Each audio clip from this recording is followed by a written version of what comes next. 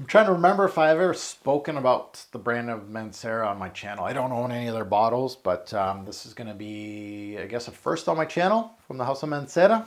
Let's get into it.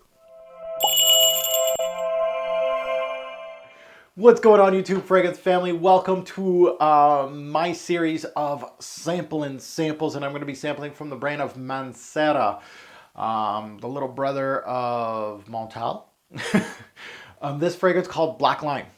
And let's get into it. The big notes in this fragrance: patchouli, oud, and rose. From my testing, this is your typical rose oud combo a la Montale. So really nothing different from my nose in my personal opinion. So let's get into my thoughts on dissecting this little sample that I got from Lucky Scent. So the opening smells just like Black Oud from Montale. If you guys remember, I reviewed Black Oud back in 2010, I think, back in the day. It was one of my favorite Montales. Really a potent scent, beast mode as far as longevity and projection. So really a good, it was, I think it was my introduction to oud back in the day. So one that still is something that I wear quite a bit. When I say it smells just like it, I mean, this introduction smells bang on, exactly like Black Oud. You smell all the familiar facets of both scents, the oud, the rose, the patchouli, they're all there. This opening was exactly the same. So really complete ripoff, I think. The rose is very prominent in this one, in the opening. There's a leather note in here that's a little different. That makes it different from Black Oud, which slowly kind of creeps up on you more into the dry down. But overall, this fragrance is built the same way as Black Oud. There is some smoothness in this fragrance. It's built a little more smooth than Black Oud. Black Oud was a little more potent. So this one has, I believe, sandalwood, which would give you some smoothness to the fragrance. Overall, well-built scent. I'm going to give it props for that. But it has been done before, and it has been done before quite a bit.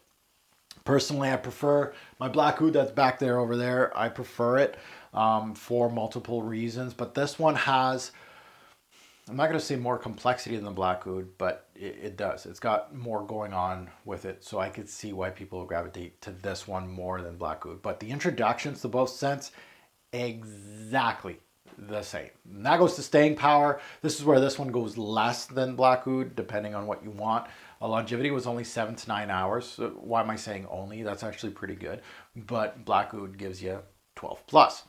And projection was fairly average, so not huge on that. Good and bad things about this fragrance. Well, the good things, well, it was built like Black Oud, so it does get a solid score accordingly. However, I feel like Black Oud from Montale seems like the inspiration for this fragrance. And I get the same quality from the Montale. However, I get way more performance from the Montale. So I'm going to go with that one, to be honest. It's a simple case of this isn't different enough to warrant a purchase for me personally. And that goes to pricing. It's around $120 to $180 USD for a 2-ounce or a 4-ounce bottle. Eau de Parfum Concentration. Bottles, as far as overall score, 1 to 10. I'm going to give this one 7 bottles out of 10. It's a good set. And that goes to final take, bottle worthy, another sample, or buy, try, or pass. This is going to be a pass personally for me.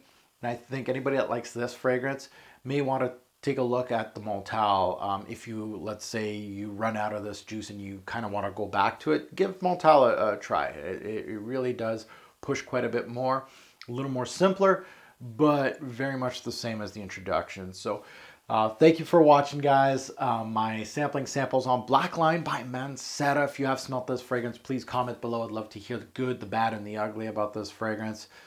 Have a good one.